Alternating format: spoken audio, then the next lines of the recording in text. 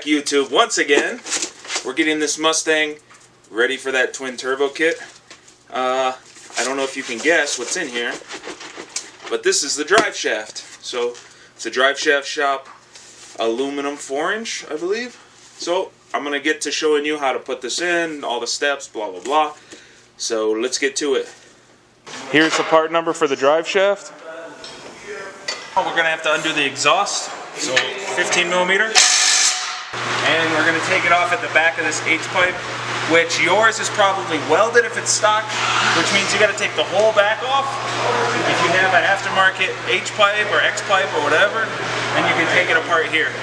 You're going to have somebody up top to pull the e-brake a bunch of times. What we're going to do is take a 10 millimeter, loosen the bolts that we can get to, take them out, rotate the drive shaft with the e-brake off, and get the rest of them. Use an 18 millimeter, remove the bolts that attach the drive shaft to the transmission. Use a 13 millimeter, remove these two bolts from the center carrier, and then you can pull the drive shaft out. Here's a comparison between the two drive shafts. The new one's a lot lighter, that's for sure. So we need to attach this piece to the transmission first for this drive shaft. So I marked it because I have a feeling they balance these together. So I marked them. So I put it in the same orientation. And then you take out these bolts, and then we'll mount this to the transmission.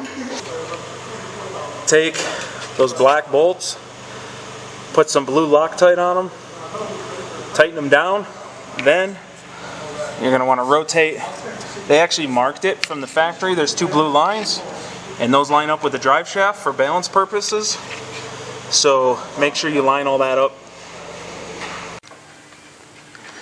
So you have to disconnect this from here, and I just put a silver Sharpie mark to help me mark it. It's probably marked from the factory on the other side. No? Oh yeah, it is.